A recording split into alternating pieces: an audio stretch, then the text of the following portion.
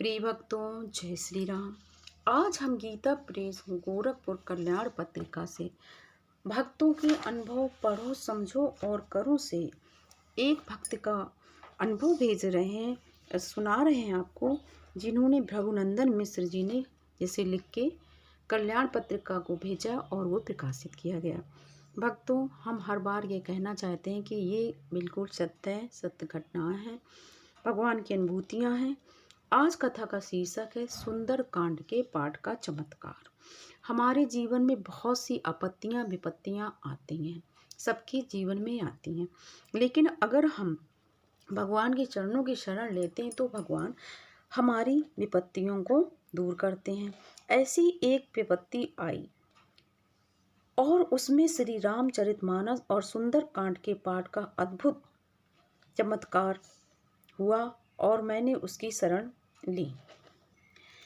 जैसा कि मैं कहता हूं कि मेरे एक पड़ोसी मित्र श्री भटनागर जी, जो स्वयं श्री रामचरितमानस के बड़े प्रेमी पाठक हैं, उनका 12 वर्ष का लड़का देवेंद्र कुमार अपने घर वालों को बिना सूचना दिए कहीं चला गया। दोपहर को भोजन के लिए भी नियत समय पर जब वह घर पर न आया, तब घर वालों ने चिंतित होकर मोहल्ले एवं आसपास में उसकी खोज की, किंतु कहीं पता नहीं लगा। सायंकाल होने तक पूरे मंदसौर में, नगर में सर्वत्र जहाँ जहाँ पर भी जैसे कि लड़के की हो सकता था, वहाँ वहाँ पर उनके घर वालों ने, रिश्तेदारों ने, मोहल्ले वालों ने सब जगह पूछताछ की गई।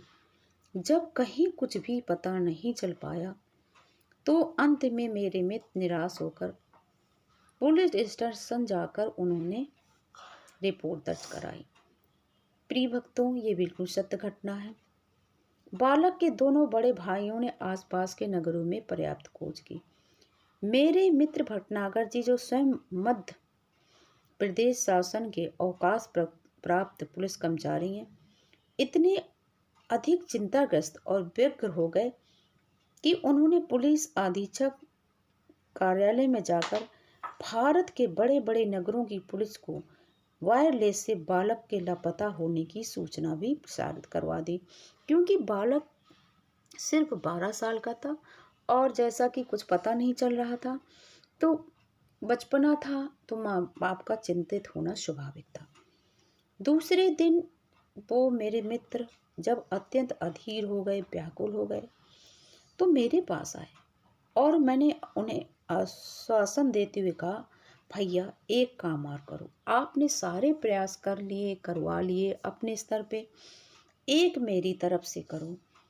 अब जब हमारा कोई नहीं होता है, जब हम अपने बल से हार जाते हैं, तो हम प्रभु के चरणों की शरण में जाते हैं।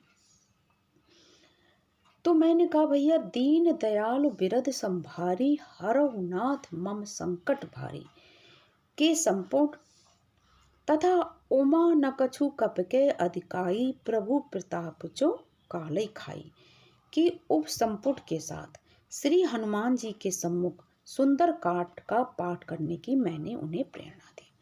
मेरे मित्र ने निकट हनुमान जी के निकट, मतलब पास में हनुमान जी का मंदिर था, उसमें हनुमान जी के सामने बैठकर उन्होंने दोनों संपुट सहित, जैसे कि दीन दयाल बिरथ संभारी, हरहु नाथ मम संकट भारी और उमा न कछु कबके अधिकाई, प्रभु प्रताप जो काले खाई, पाठ करने के लिए कहा मैंने। और उप संपुट लगाकर उन्होंने हनुमान जी के सामने सुंदर कांड का पाठ करने का संकल्प।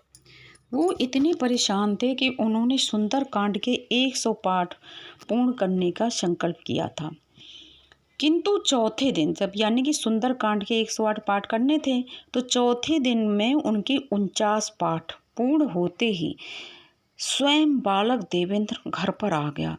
तो घर वालों के आश्चर्य का ठिकाना नहीं रहा। श्री भटनागर जी को मंदिर पर जैसी इसकी सूचना मिली तो वे उनकी आंखों से आंसू बहने लगे और श्री हनुमान जी का अभिषेक करते हुए वो आत्मविस्मृत से हो गए। उनके परिवार में हर्ष की लहर दौड़ पड़ी। सुंदर कांड के पाठ एवं हनुमान जी की कृपा का चमत्कार प्रत्यक्ष देखकर मैं भी कुछ क्षणों के लिए उनकी महिमा में डूबकर आत्मविस्मृत हो गया।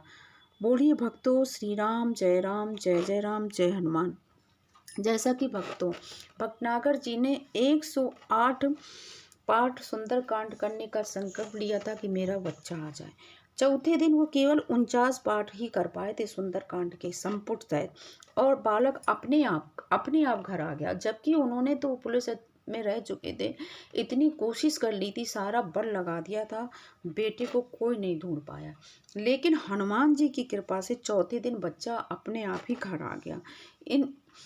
इन सब चीज़ों से हमें लगता है कि भगवान हमारी प्रार्थना अवश्य दें।